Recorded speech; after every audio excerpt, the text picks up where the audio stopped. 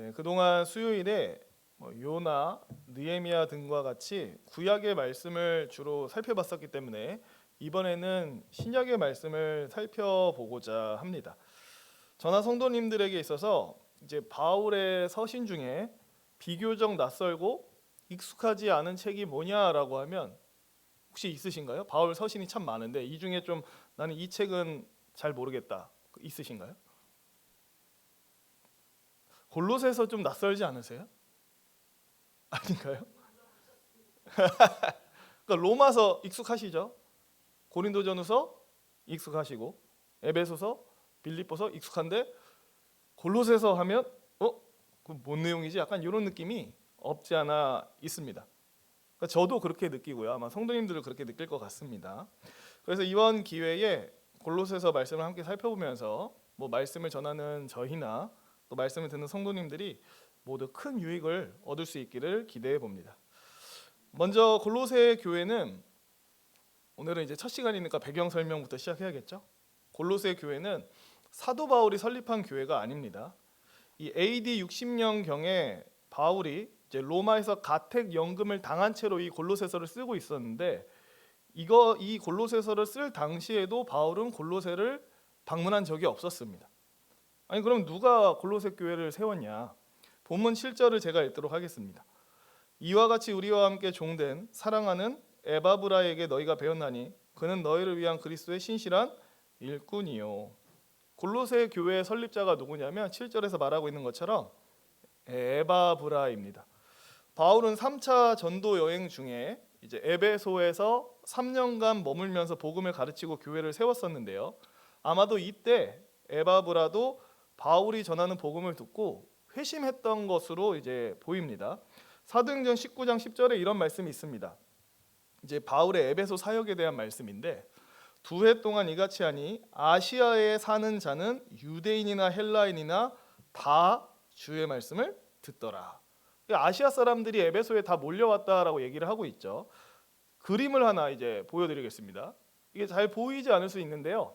이게 당시 로마가 다스리는 그 관할 지역을 보여주는 지도인데 저기 빨간 동그라미 친 부분 보이시나요? 이쪽에. 일단 여기 장어같이 생긴 데는 이제 로마 수도고 여기 동그라미 쳐져 있는데 잘 안 보이시겠지만 영어로 아시아라고 써 있습니다. 저 관할 지역이 저기 확대가 되네요.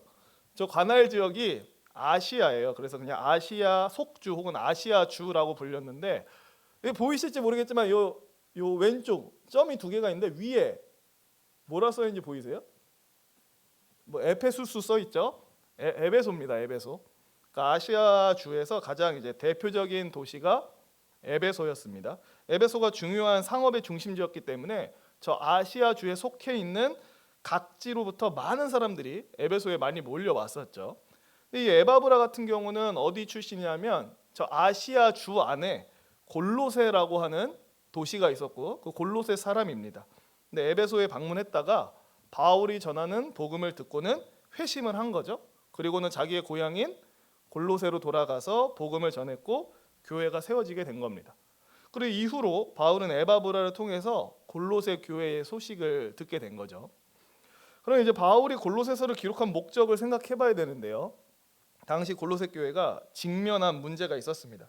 당시 골로새 교회는 다양한 철학과 종교들, 거짓 교훈의 영향을 받고 있었는데요. 하지만 갈라디아서랑은 이쪽 갈라디아서와 비교해 봤을 때는 이 골로새서의 논조는 좀 차분하고 온화한 편입니다. 예전에 이제 수요 예배 때 저랑 노아 목사님이 갈라디아서를 설교를 했었는데 기억이 가물가물하시겠지만 갈라디아 교회 같은 경우는 이미 그 유대주의자들의 영향 아래에서 다른 복음을 믿고 있었거든요. 바울이 전해준 참된 복음을 떠나서 다른 복음을 이미 믿고 있는 상태였습니다. 그래서 갈라디아서를 보면 그 바울의 격양된 감정이 막 편지에 막 묻어나요. 다른 복음을 따르는 모습에 내가 경악한다 이런 말도 나오고 다른 복음을 전하는 자는 그 누구라도 저주를 받을 것이다. 이게 다른 말로 지옥에나 떨어져라라는 말이거든요. 그런 식으로 말을 하고 어리석도다 갈라디아 사람들아 하면서 자신의 막 그 격한 감정을 갈라디아서에서는 많이 풀어냅니다. 하지만 골로새서는 읽어보면 느끼시겠지만 그 정도의 논조는 아니고 좀 온화하고 차분한 말투예요. 그래서 이로 보건대 추측하는 거는 당시 골로새 교회는 거짓 교훈에 잠식되지는 않았다. 하지만 그렇다고 아예 마음을 놓을 수 없던 것은 이제 거짓 교훈이 교회 안으로 스물스물 들어오려고 했던 그런 상태였던 걸로 보입니다.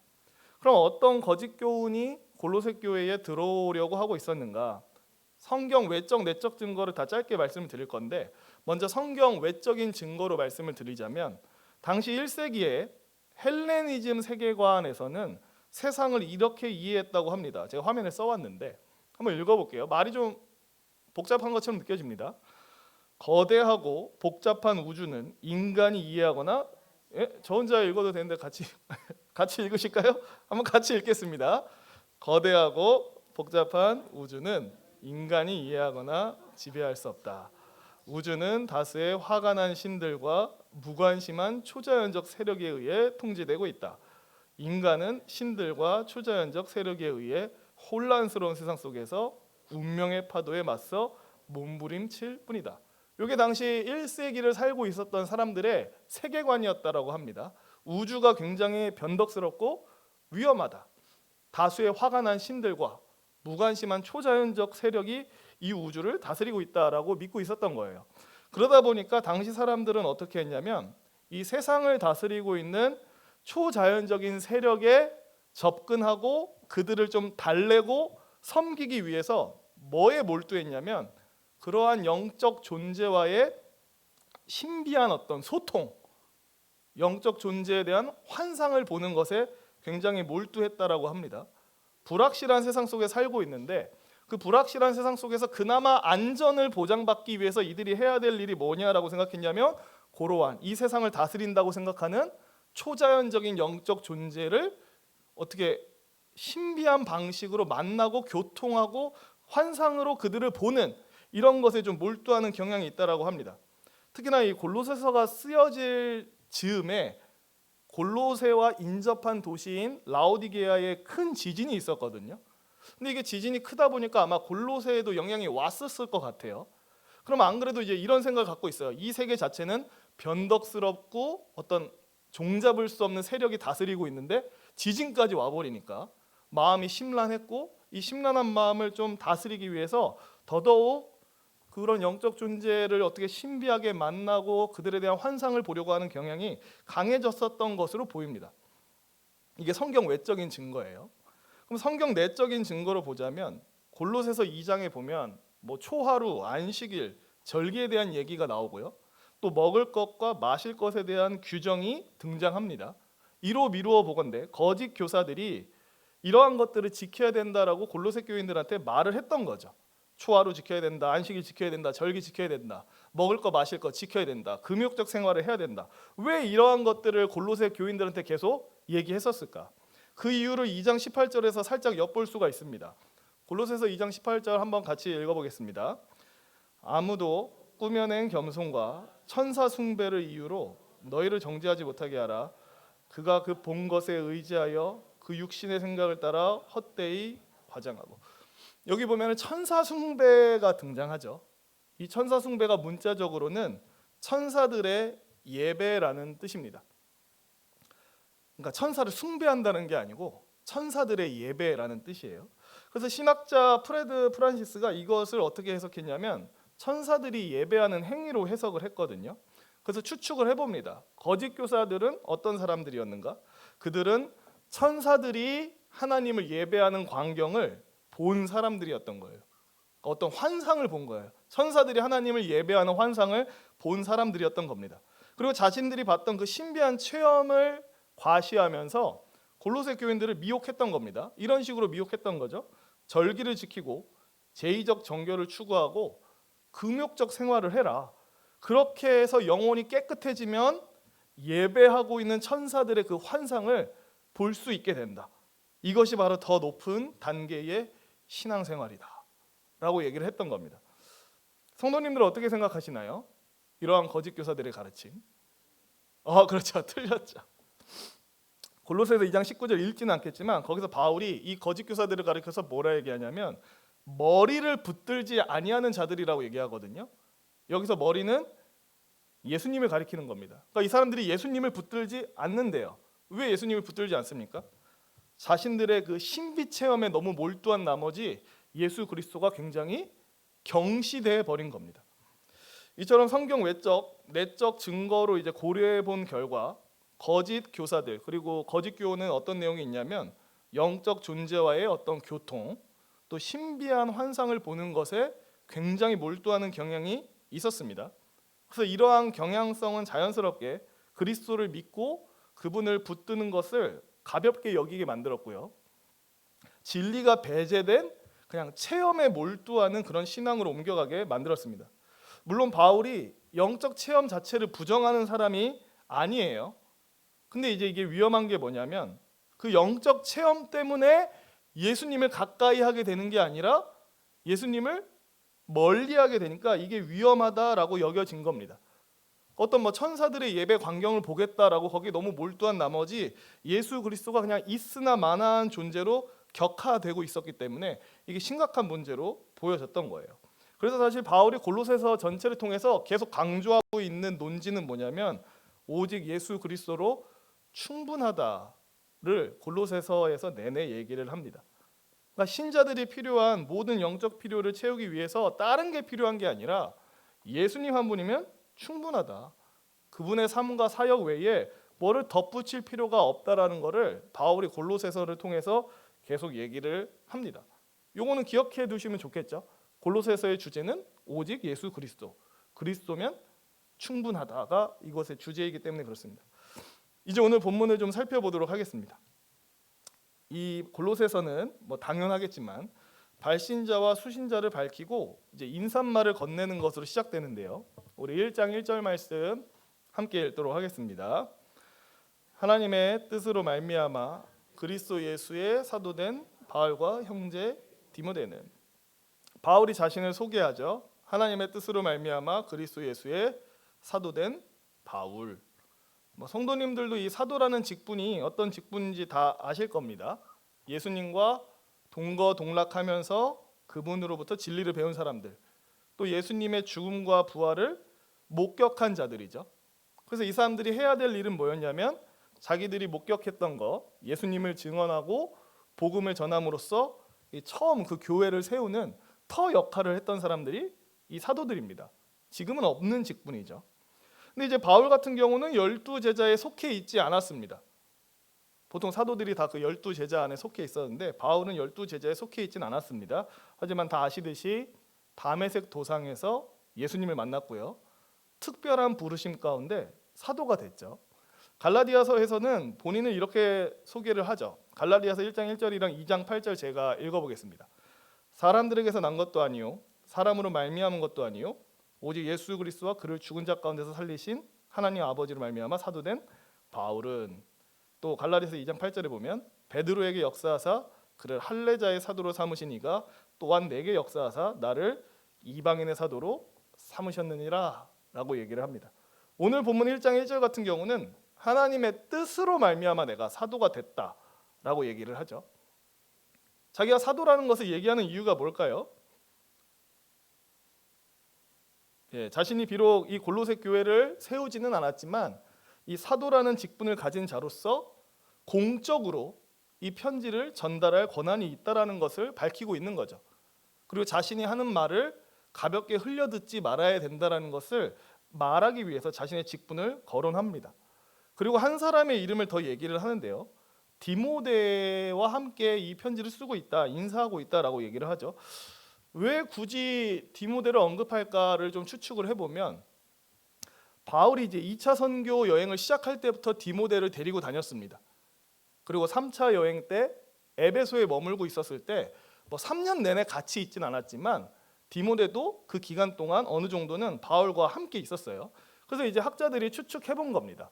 디모데가 에베소에 있는 동안에 골로새 출신이었는데 에베소에 와 있었던 에바브라를 만났었고, 그리고 에바브라뿐만 아니라 골로새의 교인들 몇몇을 디모데가 접촉하지 않았겠느냐라고 추측을 합니다. 그러니까 무슨 말을 하고 싶은 거냐면 바울이 이 편지를 받는 골로새 사람들이 딱 들었을 때 아는 이름을 적어놨다라는 거예요. 우리 디모데 아는데, 우리 그 에바브라를 통해서 디모데에 대해서 들었는데, 우리 중 몇 명은 실제로 디모데를 만났었는데. 근데 이제 바울이 얘기할 때 자기만 얘기하는 게 아니라 디모데를 얘기하되 그 수식어가 있죠. 무슨 디모데라 얘기하냐면 형제 디모데라고 얘기하거든요. 그러니까 이제 굉장히 친밀한 사이라는 것을 강조하고 있는 거죠. 그러니까 이렇게 함으로써, 그러니까 바울이 지금까지 골로새에 간 적이 없잖아요. 본 적도 없고 사람들. 처음 편지 쓰는 건데 이게 듣는 사람들로, 보는 사람들로 하여금 좀 설득력이 있으려면 이 디모데라는 이름이 거론되는 게 훨씬 유리하겠죠. 디모데를 아는데 그 사람 얘기를 하네. 또 이 사람 자기를 사도라고 소개하네. 좀 이렇게 이 편지를 귀담아 봐야겠다, 귀담아 들어야겠다는 생각이 들었을 겁니다. 이어서 2절 말씀도 우리 함께 읽도록 하겠습니다. 골로새에 있는 성도들 곧 그리스도 안에서 신실한 형제들에게 편지하노니 우리 아버지 하나님으로부터 은혜와 평강이 너희에게 있을지어다. 아멘. 바울은 디모데뿐만 아니라 이 골로새 사람들을 지칭할 때도 형제라는 표현을 쓰죠. 사실 골로새 교회 성도들의 절대 다수는 이방인이었습니다. 하지만 이들이 이방인이었더라도 그리스도 안에서 거룩해진 하나님의 백성이라는 사실을 인정합니다. 그리고 그들을 얼굴로 실제로 본 적은 없지만 그리스도 안에서 한 아버지를 섬긴다는 사실 때문에 애틋한 가족애를 느끼면서 그들을 형제라고 부르죠. 성도님들 이 감정이 뭔지 아시죠? 어떤 사람이 이게 처음 본 사람이에요. 근데 살짝 몇 마디 얘기해 보니까 이 사람이 예수님을 믿는 사람이야. 그럼 뭔가가 보이죠? 그러니까 눈으로 보인다는 게 아니라 이 사람 안에도 내가 사랑하는 예수 그리스도가 계시구나 라는 게 보이면 무슨 감정이 느껴지죠? 그 사람에 대해서 굉장히 친밀함과 애틋함이 막 느껴지죠. 그러니까 이런 겁니다. 바울이 골로새 교인들을 향해서 느끼는 이 애틋함과 가족애가 이런 거죠. 사실 그리스도인들은 서로를 알아봅니다. 그리고 그 상대방 안에 있는 영광스러운 예수님을 볼 줄 알기 때문에 뭔가 본능적으로 서로를 아름답고 사랑스럽게 여기게 되는 경향이 있어요. 믿는 사람들은요. 그리고 이제 바울이 2장에서 이 골로새 교인들에게 은혜와 평강이 있기를 기원하는데, 은혜와 평강은 잘 아시죠, 성도님들? 그래서 설명하지 않겠습니다. 시간이 길어질 것 같아서 그냥 넘어가겠습니다. 이어서 이제 바울이 감사의 말을 이어가는데요. 우리 3절 말씀 함께 읽어보도록 하겠습니다. 우리가 너희를 위하여 기도할 때마다 하나님 곧 우리 주 예수 그리스도의 아버지께 감사하노라. 바울이 이 골로새 교회 때문에 하나님께 감사를 드립니다. 감사할 만하죠. 왜냐하면 자기가 직접 가지도 않았고 복음을 전하지도 않았지만 에바브라를 통해서 그 교회가 세워졌다는 것 자체만으로도 감사합니다. 그리고 그 교회가 세워진 이래로 바울은 그 교회를 위해서 계속해서 기도를 하고 있었어요. 여기서 잠깐 보고 넘어갈 거는 바울이 자기가 그 감사를 드리는 대상을 지칭할 때 그냥 내가 하나님께 감사합니다라고만 말해도 될 것 같거든요. 내가 아버지 하나님께만 감사합니다라고 얘기하면 될 것 같은데 굳이 거기에 표현을 되게 길게 붙입니다. 어떻게 보입니까? 하나님 곧 우리 주 예수 그리스도의 아버지. 그러니까 말을 굉장히 길게 붙여요. 왜 이렇게 할 것 같나요? 바울이 누구를 사실 은근히 얘기하고 싶은 겁니까 지금? 예수님을 얘기하고 싶은 거예요. 예수님이 어떤 분이라는 걸 얘기하고 싶은 걸까요? 보이세요? 그 3절을 보시면 약간 눈치로 예수님을 수식하는 말이 두 개입니다. 하나는 주예요, 주. 그리고 또 하나는 이제 예수 그리스도의 아버지라고 했으니까 바꿔 얘기하면 이분이 하나님의 아들이라는 거죠. 그러니까 예수님을 수식하는 표현이 두 개인 거죠. 예수님은 주이시고 하나님의 아들이시다. 근데 아마 설교 때 이런 말 들으신 적 있을 겁니다. 이 신약 성경에서 예수님을 주라고 가리키잖아요. 이 주가 사실은 구약 성경에 뭐랑 대응되는 단어냐면 여호와랑 대응되는 단어거든요. 이거 제가 거짓말하는 게 아니라 정말로요. 신약의 성도들이 예수님을 주라고 불렀는데 이 주라는 말이 구약 성경에 여호와랑 대응되는 말이에요. 그러니까 예수님을 여호와라고 부르고 있는 거죠. 그리고 또 동시에 그분을 하나님의 아들이라고 부르고 있어요. 그럼 이거 예수님이 누구라는 겁니까?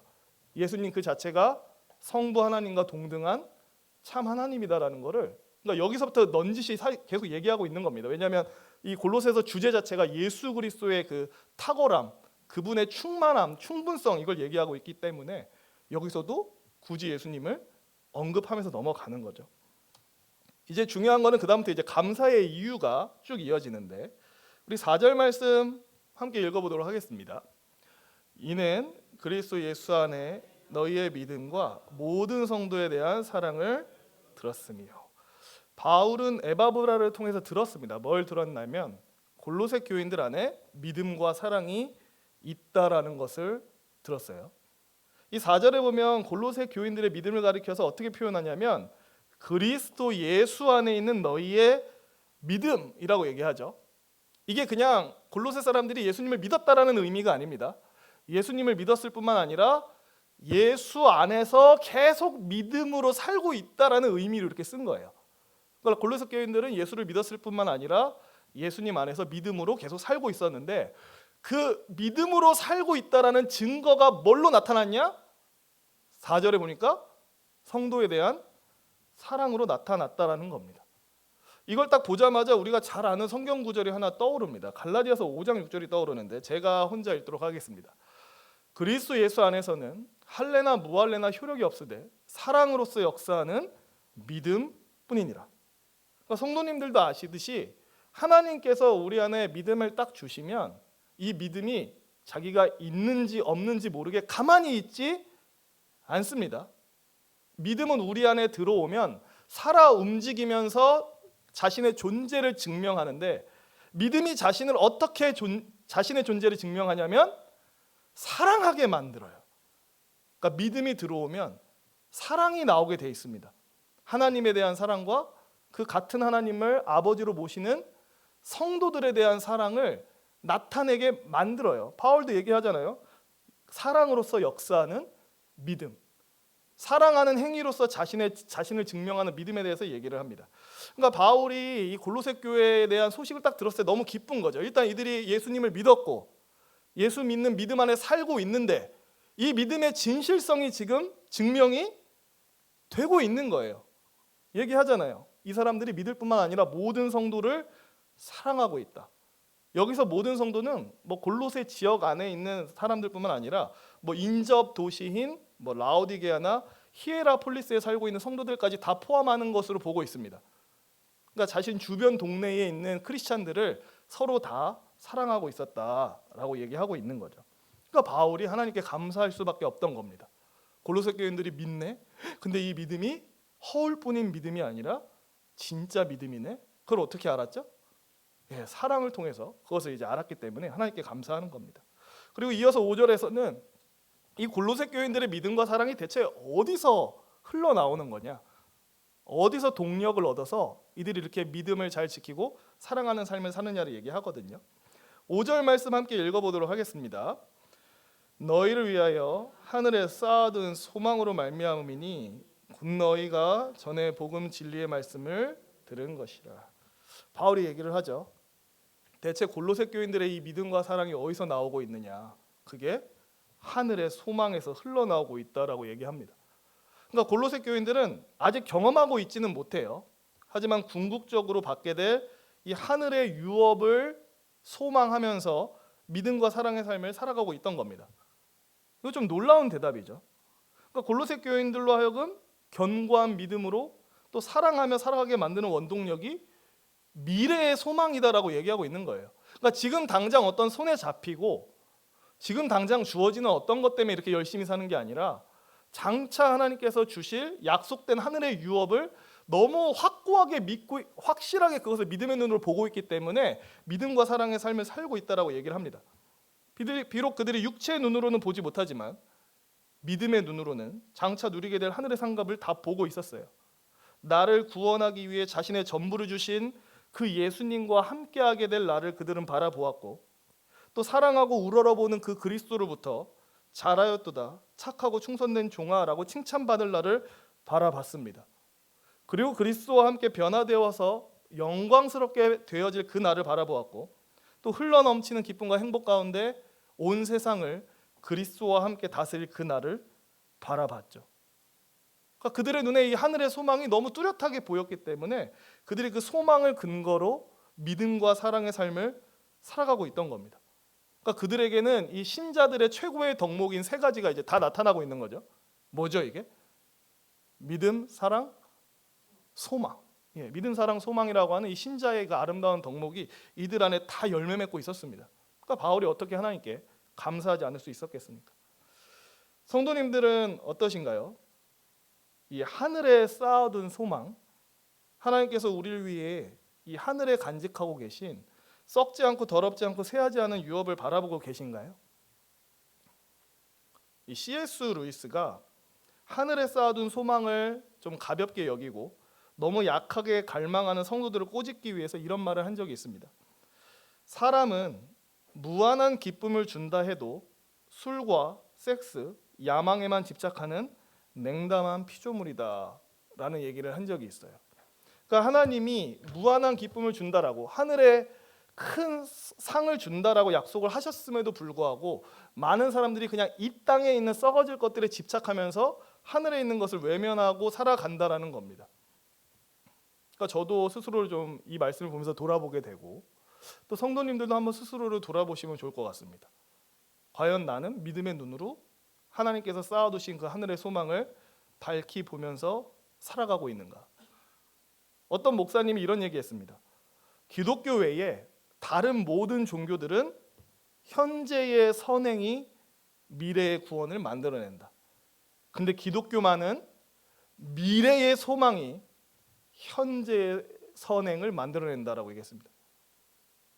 다시 얘기할게요. 다른 모든 종교는 현재의 선행이 미래의 구원을 만들어내요. 근데 기독교는 이 미래의 소망이 현재의 선행을 만들어냅니다. 이게 다른 종교와 기독교의 절대적인 차이예요. 기독교는 미래가 현재의 원인이 되고 미래가 현재를 끌고 가는 특징이 있습니다. 근데 미래가 현재를 끌고 가려면 어떻게 해야겠어요? 이 미래가 우리의 믿음의 눈에 밝히 보여야 되지 않을까요?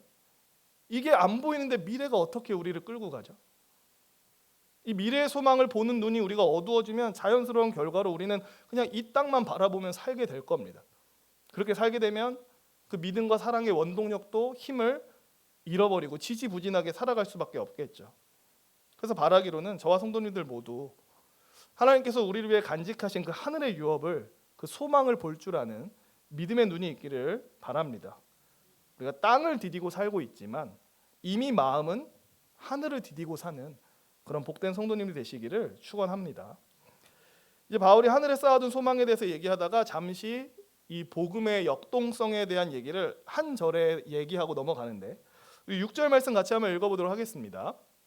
이 복음이 이미 너희에게 이르매 너희가 듣고 참으로 하나님의 은혜를 깨달은 날부터 너희 중에서와 같이 또한 온 천하에서도 열매를 맺어 자라는도다.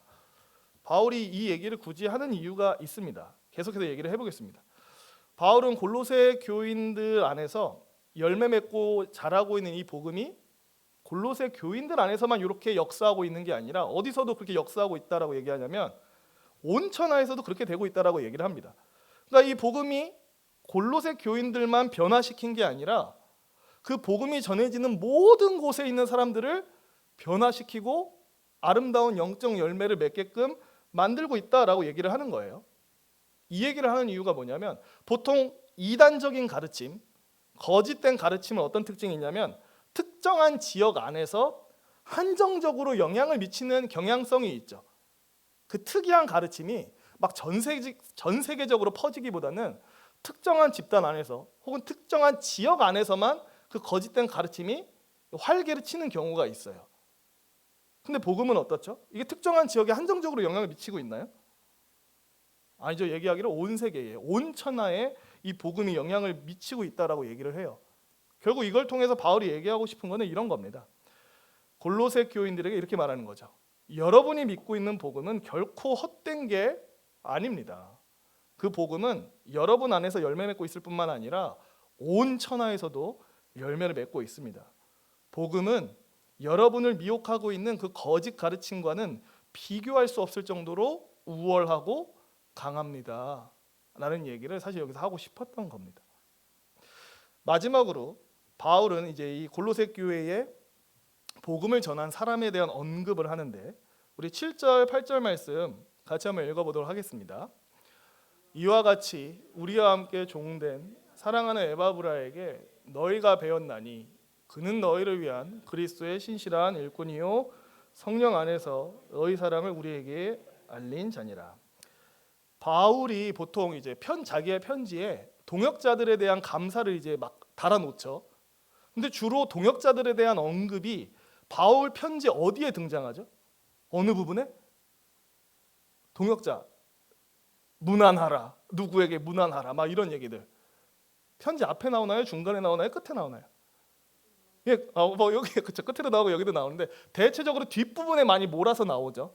누구에 대해서, 나의 뭐 동역자 누구, 사랑하는 누구 하면서 뒤에 나오는데 제가 이것을 굳이 얘기하는 이유는 뭐냐면 편지의 시작 부분부터 동역자로 언급하는 게 되게 이례적이기 때문에 그렇습니다. 골로새서는 특이하게도 동역자에 대한 언급이 편지 처음부터 나와요. 그리고 이 동역자를 수식하는 표현 함께 종된 사랑하는 자 이렇게 얘기하죠. 이와 같이 우리와 함께 종된 사랑하는 에바브라, 함께 종된 사랑하는 자, 이 정도로 이제 화려한 표현을 붙인 것도 에바브라가 유일합니다. 왜 이렇게까지 에바브라에 대해서 이렇게 막 뭐라 해야 되죠? 침이 마르지 않을 만큼 칭찬을 하고 있는가? 당시 이제 거짓 교사, 그러니까 추측을 하는 겁니다. 당시 거짓 교사들이 이 골로새 교회에 복음을 전해줬던 에바브라를 좀 평가절하하고 있었던 것으로 추측이 됩니다. 그 에바브라라는 사람이 그렇게 막 믿을 만한 사람은 아니야. 그리고 그 사람이 전해준 복음도 사실 그렇게 너희들이 다 믿어야 할 만한 내용도 아니야라는 식으로 아마 성도들을 회유한 걸로 보여요. 그러니까 바울은 이 에바브라의 신뢰성, 그러니까 골로새 교인들이 가지고 있는 에바브라에 대한 신뢰성을 지켜줘야 됩니까? 안 지켜줘야 됩니까? 지켜줘야죠. 그를 지켜줘야 뭐도 살아남냐면 에바브라가 전한 복음도 살아남는 거예요. 그러니까 바울이 에바브라의 어떠함을 강조하는 이유가 그는 우리의 함께 종된 사랑하는 사람이다. 그는 너희를 위한 그리스도의 신실한 일꾼이다. 성령 안에서 너희 사랑을 우리에게 알려준 사람이다라고 이게 막 길게 말하는 이유가 약간 이런 목적이 있는 겁니다. 에바브라에 대한 그 신뢰성을 지켜주기 위해서. 이걸 보다 보니까 이제 생각난 게 있어요. 고대 철학자 아리스토텔레스가 설득의 3요소를 얘기했거든요. 이 3가지가 있어야 상대방을 효과적으로 설득할 수 있다. 첫 번째로 뭐 얘기했냐? 이게 순서는 중요하지 않습니다. 이제 얘기해 보겠습니다. 어떤 얘기했냐면 설득을 하려면 먼저 그 설득의 내용이 논리적이어야 된다라고 하면서 로고스가 필요하다라고 얘기를 했고요. 그리고 설득이 잘 되려면 타인의 어떤 심정을 공감할 줄 아는 공감력이 있어야 되는데 이걸 가르쳐서 파토스라고 얘기했습니다. 논리, 로고스, 공감력, 파토스. 그리고 하나를 더 얘기했어요. 뭘 얘기했냐면 그 설득을 시도하는 화자의 신뢰성과 인격, 에토스에 대해서 얘기를 했습니다. 로고스가 있어야 되고 파토스가 있어야 되고 에토스가 있어야만 상대방을 효과적으로 설득할 수 있다라고 고대 철학자 아리스토텔레스가 말을 했어요. 그럼 성도님들 생각하시기에는 이 3가지 중에 논리, 공감, 그 말하는 사람의 신뢰성 중에 뭐가 제일 강력한 영향력을 끼칠 것 같으세요? 맞아요. 이 에토스, 제가 3번째로 언급한 에토스가 제일 사람한테 1차적으로 강력하게 와닿습니다. 그 사람이 어떤 사람이냐가 되게 중요해요. 그죠? 그 사람이 정말 신뢰할 만하고 윤리적이고 믿음직한 사람이라면 우리는 그 사람의 말을 귀담아 듣습니다. 그러니까 바울이 지금 이거 얘기하고 있는 거예요. 골로새 교인들이요, 여러분에게 복음을 전해준 그 에바브라는 정말 신실한 사람입니다. 그는 우리와 함께 그리스도께 전적으로 헌신한 종이고 여러분을 위해서 그러니까 눈물과 땀으로 사역한 그런 일꾼입니다. 여러분의 믿음과 사랑을 나에게 전달해 준 사람이자 여러분보다 여러분의 영혼을 더 걱정하는 사람이 바로 에바브라입니다 라고 얘기하고 있는 거죠. 성도님들 이게 뭔지 아시죠? 우리나라에 많은 목사들이 있습니다. 그리고 많은 목사들이 설교를 해요. 그럼 그 중에 성도님들은 어떤 목사의 설교를 제일 귀담아 들으십니까? 그렇죠. 신뢰성 있는 목사 혹은 잘 아는 목사의 설교. 특히 이 목사가 막 괴팍하고 막 인격이 모난 게 아니라 참 성품도 좋고 자기가 설교한 대로 살기 위해서 애쓰는 목사다? 그러면 그 목사 설교 잘 들으시지 않으시겠어요? 엄청 신뢰성 있게 듣죠. 물론 이게 문제를 만들기도 합니다. 그 사람에 대한 신뢰성이 그 사람이 말하는 것에 대한 신뢰성과 연결되기 때문에 내가 그 신뢰하는 사람이 허튼 소리를 해도 우리는 믿어버리는 문제가 생기긴 하는데, 그러니까 그 정도로 에토스가 강력하다라는 겁니다. 제가 이걸 생각하면서 이제 적용점을 하나 말씀드리고 싶은 건 뭐냐면, 우리가 복음을 전했을 때 그 복음을 믿게 되는 결정적인 요인은 사실 성령의 역사하심입니다. 그죠? 철두철미한 논리나 화려한 언변, 뭐 심금을 울리는 메시지가 그 듣는 사람으로 하여금 믿게 만들지는 못해요. 아니 우리가 막 복음 전했을 때 스스로 만족할 수 있어요. 오늘 진짜 말 잘했다. 논리정연하게 나 복음 잘 설명했다. 그러면 그 사람 믿습니까? 혹은 막 내가 무슨 예화를 들어가면서 복음을 설명했는데 그 사람이 뭐 마음에 와닿지 막 눈물을 흘려요. 그럼 그 사람이 예수 믿습니까? 아니요, 장담 못해요. 확실한 거는 성령의 역사하심만이 복음이 열매 맺게 하고 변화를 이끌어냅니다. 근데 그렇다고 해서 우리가 무시할 수 없는 게 있어요. 뭘 무시할 수 없냐면 복음을 전하는 내가 어떠한 사람이냐의 문제를 우리가 무시할 수가 없습니다. 그죠? 비록 내가 어떤 사람이냐가 상대방으로 하여금 복음을 믿게 만들지는 못해요. 근데 적어도 그 사람이 우리 말에 귀를 기울이게는 만들 수가 있습니다. 내가 그 복음을 딱 전하려고 하는데 그 사람이 나에 대한 이미지를 갖고 있죠. 근데 나에 대한 이미지를 딱 갖고 있었을 때 정종택이는, 그러니까 예를 들자면 정종택이는 믿음직한 사람, 허튼 소리 안 하는 사람, 정직한 사람, 올곧은 사람이라는 이미지가 가득하다면 우리가 복음을 전했을 때 그 사람이 믿진 않을지언정 들으려고는 하겠죠. 근데 반면에 우리가 막 성격이 괴팍하고 막 이미지가 막 말 안 통하는 사람, 까다롭고 막 덕스럽지 못한 사람이라고 이미 이웃에게 이미지가 딱 정해져 있으면 우리가 복음 전하면 들으려고 하겠습니까? 복음의 비음만 꺼내도 도망치려고 할 겁니다. 저 사람이 하는 얘기 뭐하러 듣지? 약간 이렇게. 그래서 생각이 들었습니다. 우리는 이제 복음을 전하는 삶을 계속 살아야 되는데 우리한테 중요한 게 있다. 우리에겐 그 에토스가 중요하다. 내가 상대방에게 어떤 사람으로 비춰지냐가 굉장히 중요하다는 생각이 들었습니다. 그래서 바라기로는 저와 성도님들이 이 하나님의 은혜 아래에서 열매를 맺어서 그런 하나님의 덕스러운 성품이 우리 안에 많이 나타나서 이웃들에게 신뢰감을 주는 사람이 될 수 있기를 소망합니다. 말씀을 마치겠습니다. 앞으로 우리는 골로새서를 살펴보면서 오늘은 이제 별 얘기할 얘기가 별로 없었습니다. 그리스도 한 분이면 충분하다는 메시지를 조금씩 듣게 될 겁니다. 세상에 가면 갈수록 믿는 사람들이 많이 없어지고 있고요.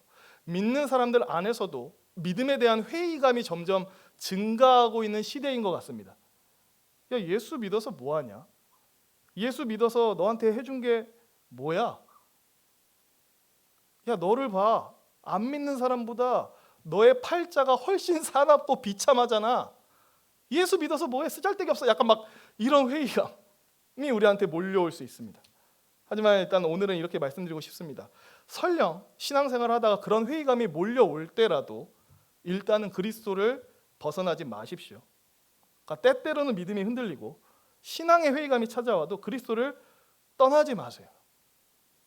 섣불리 떠나지 마십시오. 그분 안에서 믿음을 갖고 살아가기를 멈추지 않으시는 저와 성도님들이 되기를 소망합니다. 무엇보다도 저와 성도님들에게 하늘의 소망을 볼 줄 아는 믿음의 눈이 있기를 원합니다. 땅의 것을 진정한 보화로 보는 그 왜곡된 눈이 아니라 하늘에 썩지 않고 쇠하지 않는 영원한 유업을 볼 줄 아는 눈이 저와 성도님들에게 있어서 그 하늘 소망 때문에 믿음과 사랑의 삶을 살아낼 수 있는 저와 성도님들이 되기를 소망합니다. 또한 저와 성도님들 안에 복음이 온전히 열매를 맺길 원합니다. 그래서 예수님의 성품이 우리 안에 열매를 맺어서 우리를 통해서 이웃이 예수님의 모습을 어렴풋이 보고 또 우리의 그런 올곧은 모습 때문에 믿지는 않을지언정 우리가 전하는 복음에 귀를 기울일 수 있는 그런 복된 성도님이 됐으면 좋겠습니다. 그래서 저와 성도님들 모두 하늘의 소망을 밝히 보고 또 하나님의 신실한 일꾼으로 살아가시는 복된 인생들 되시기를 주님의 이름으로 축원합니다.